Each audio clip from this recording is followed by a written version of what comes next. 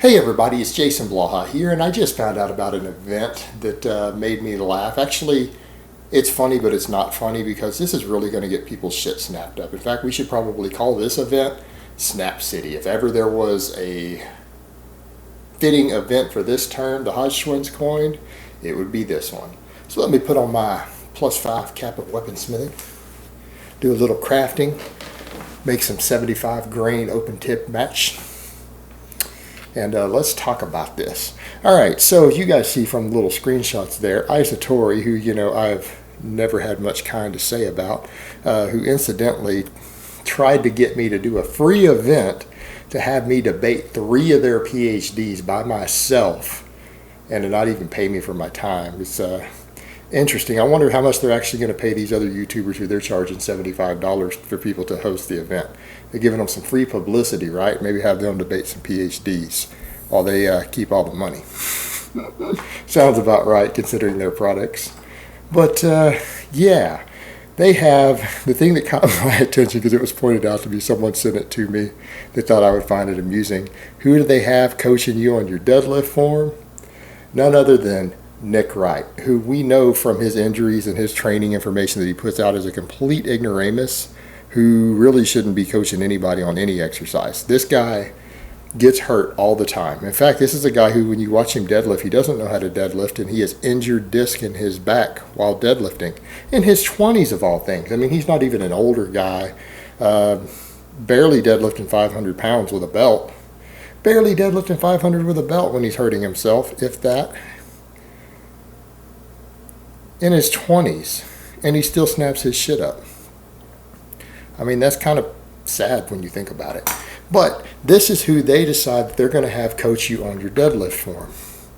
I mean, you talk about irresponsibility. You're going to take a guy, a YouTuber, who's known for being injured and using bad form in general. I mean, not the worst on the list. There's some guys on that list who use even worse form. Who I'm surprised aren't more snapped up. Like guys like Mike Rashid and sometimes even CT Fletcher. CT is resilient, though. He teaches bad form on stuff, and he never seems to get hurt. Could just be good genetics. Man's genetically gifted, I'm not going to lie.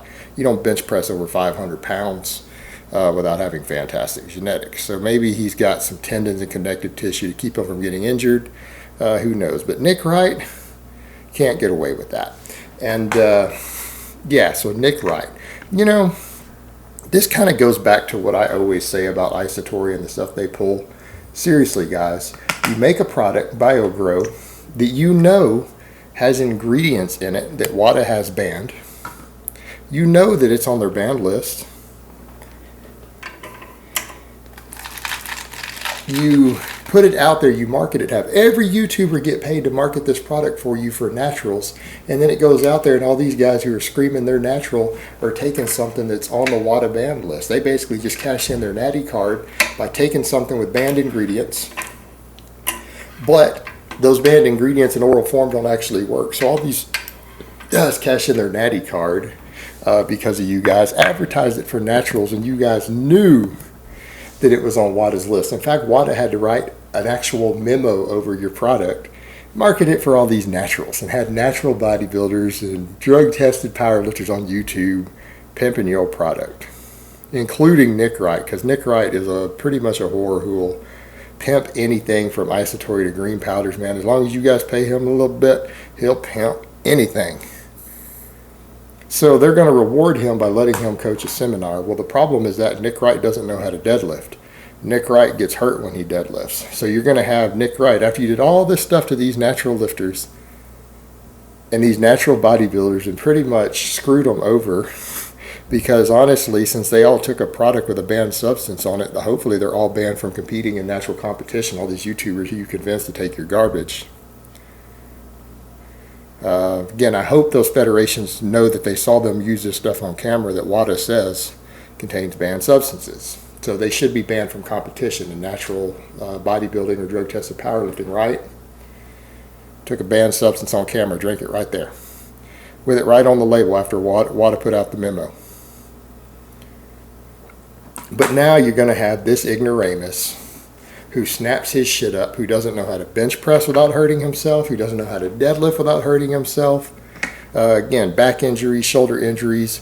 And the guy is so stupid that when he does learn it, and I even talked about what he needed to do different, he actually made a video doing what I had described. I mean, he doesn't have to give me credit for it. That's fine. Maybe he didn't even see it from me, because it is kind of common knowledge that bench pressing with a closer grip is easier on your shoulders, and that people who've had shoulder injuries should probably use close grip exclusively. That's kind of common knowledge. So maybe he learned it somewhere else. That's cool. But he knows and talks about on camera how he knows that's what he needs to do. And what does he do 2 weeks later? You see him benching with a wide grip again after his shoulder injuries. I mean, the guy is too stupid to even learn. You have a guy who's so stupid that he can't even learn himself, that when he admits what he's doing is wrong, all the experts say it, and he switches what he's doing. 2 weeks later, he quits doing what he knows is the safe thing, goes right back to doing the stupid shit that hurt him. If he's too stupid to teach himself, how in the fuck is this ignoramus going to teach anybody else? What are you guys going to do when he teaches a bunch of technique at a seminar that people paid for, not a free tutorial, not free YouTube stuff, because that doesn't have the same degree of liability. A paid tutorial from a company is going to teach them how to deadlift, and you have this ass clown teach them how to snap their backs up, teach them how to injure themselves. They're going to end up with herniated disc and cracked disc like he did, and pulled spinal erectors, because he's going to teach them his ass backwards shitty deadlift form. And then what? They're going to sue Isatori? They're going to sue the people who hosted the event because they paid money to be taught by Snap City Nick Wright how to deadlift. Basically teaching them how to just snap their shit up, because he doesn't know what he's doing. And furthermore, it goes to show you how irresponsible these companies are. They will sell a name without any concern for the safety of people. They all have seen his stuff. They know he has back injuries from deadlifting. They know he doesn't know what he's doing. Yet what do? They're going to charge people money to have him teach them how to do it anyways.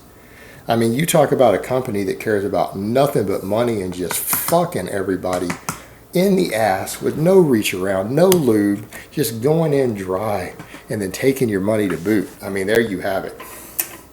Jesus Christ. But yeah, I think, you know what though, honestly, man, I'm going to take that back. Anybody who's seen Isatori's tactics with selling products and seen their antics and the ethics they have, and anyone who sees Nick Wright and knows how snapped up he is, who is willing to actually part with their hard-earned money to show up and have these people teach them how to do something, honestly probably deserves to be injured. They actually deserve it. So I'm going to disagree and say you're doing a good thing. You're going to call the weak and the stupid out. Like, it might be a good thing. I guess we could make that argument that anyone who's dumb enough to listen to Nick Wright after all his injuries, or to go to any event hosted by this company, which, you know, again, you look at the things they've pulled, they actually probably have it coming to them. So I'm going to take all that back. They're really stupid, and they have it coming. But you know what? Still doesn't make it right. Just because they're idiots, and they, as the old expression goes, a fool and his money shall soon part, just because there's some truth to that statement doesn't make you good for doing it. It doesn't mean it's the right or ethical thing to do. Just because, you know, there's a fool willing to part with their money doesn't mean that you should actually do it. I mean, that's taking the expression a little bit far there, guys. I'm just saying. I don't know. Maybe I'm the one who's wrong here. Maybe I'm the one who could be making a couple $100,000 a year had I totally sold out on here. You know what? So maybe I'm wrong, guys. You know, I guess it's all a matter of perspective. But at the end of the day, this event, part of me wants to laugh and part of me wants to cry. That these naive young kids are going to pay money to go to this event and have Nick Wright teach them how to snap their shit up. And you know what? This is what I've come to expect from Isatori and from the industry in general, so it comes as no surprise, I suppose, at the end of the day. Yeah, Nick Wright, Mr. Snapped Up Back and Snapped Up Shoulders himself, is going to teach you how to perfect your deadlift form. And the thing is, that's the problem with it. He doesn't even learn from his mistakes. The guy is so stupid that when he messes up and hurts himself, repeatedly and he admits how he hurt himself, he goes right back to doing the stuff that hurt him. And it's just downright scary that this guy thinks that he's going to teach anybody else, and it's even scarier that people are going to go and listen. But you know what? He's famous, he's well known, so celebrities are always right. And big companies are always right, and they always look out for your best interest, I guess. I mean, they're just trying to help you make gains for, $80 a bottle for a month's supply of colostrum. All right, guys, well, that's really all I have to say on that today. I hope it's been informative, and I will talk to you guys next time.